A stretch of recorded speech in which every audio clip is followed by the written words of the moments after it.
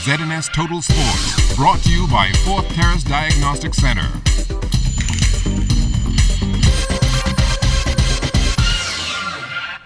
Welcome to sports, everybody. The IAAF World Relays Committee is continuing its baton tour of the Bahamas. After making a stop in North Long Island yesterday, the baton made its way south this morning. Our Charles Fisher made the trip.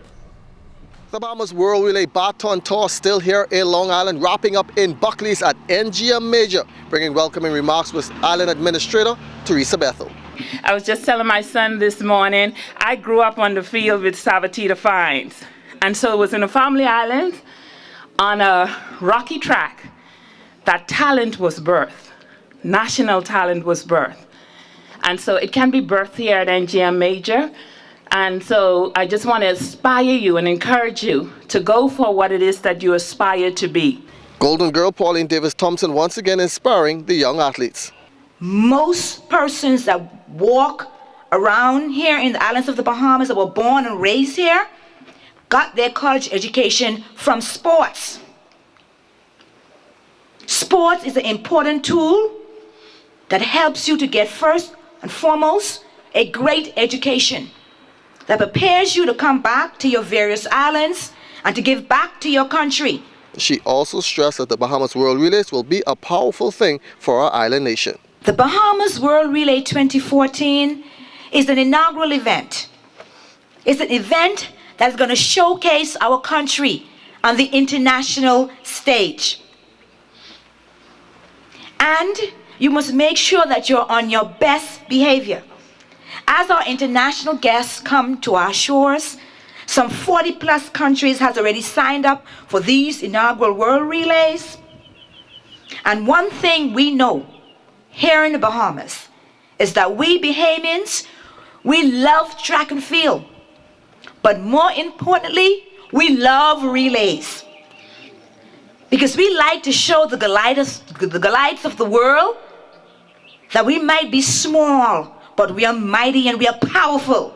Sports officer in the Ministry of Youth, Sports and Culture on the island of Long Island, Jermaine Adley, feeling the tour went pretty well. It was a real treat for them to see one of our own Bahamian athletes come back and give back to the island. As always, the assembly ended with their symbolic relay exchange among the students and Pauline Davis.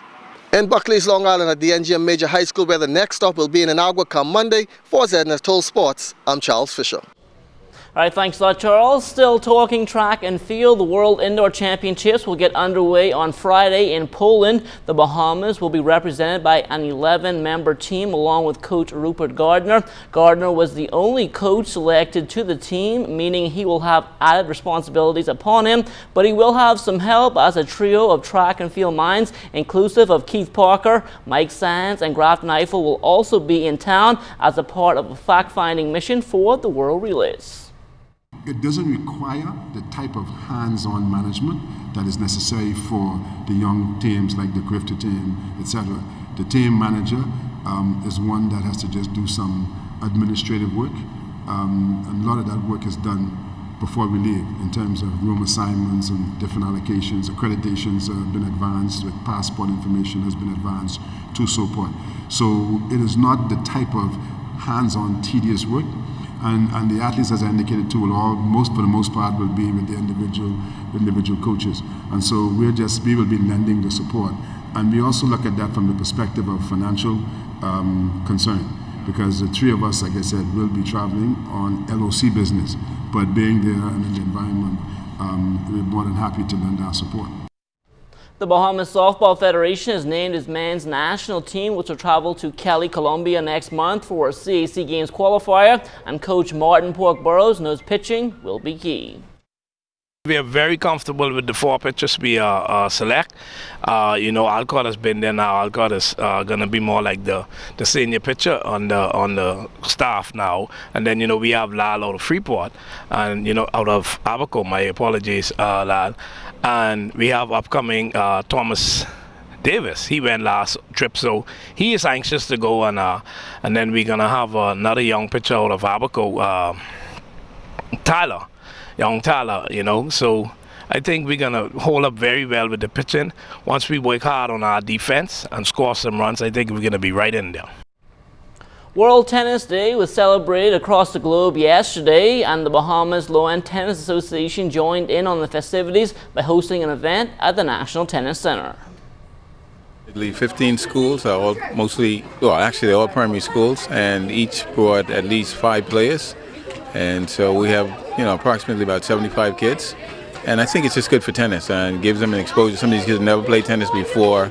They're playing mini tennis with the red balls, and they're rallying. They're actually playing tennis. So it creates the awareness that we want to get more kids involved in the game and to expose them to tennis, because some of these kids never really have the opportunity to play. Bahamian Ricardo Davis Jr. is continuing to pursue his dream of becoming a successful pro golfer, and he's not about to let anything stand in his way. They've made it a lot harder to get there recently, because PGA qualifying school no longer sends you directly to the PGA. It sends you to the second best tour in the world, which is the web.com tour. And so now what I'm trying to do is take a different route and just go through open qualifiers, which will send me directly to the PGA tour.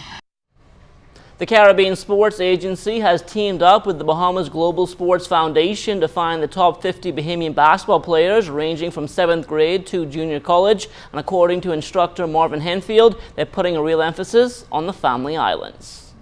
We got kids already that's already on our selection committee that's already been looked at from South End, just North End. We got kids from Albuquerque, we got some from Grand Bahama, East End, we got the kid from North Eleuthera, we got New Providence kids, so the committee's really been working hard from November, and I think we're set to be finished with that selection in about another 2 weeks with the selection of those kids. And we even got the athletes that are brought to school. We got some of the kids that are going to school in Arizona. I know there's a kid that goes to school in St. Louis. There's another one in Florida there in Fort Lauderdale.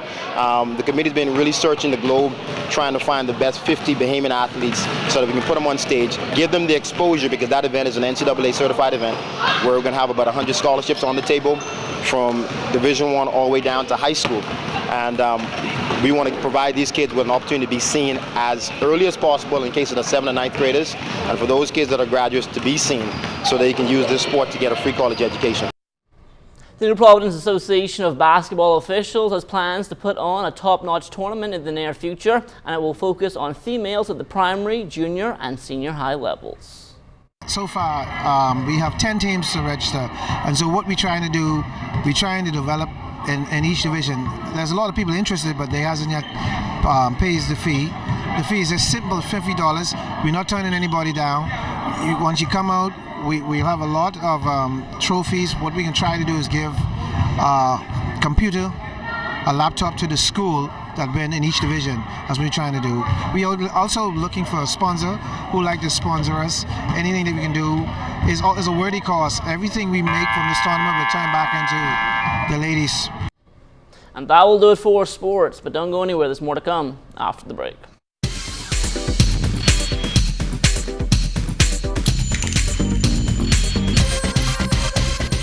This is ZNS Total Sports, brought to you by 4th Terrace Diagnostic Center.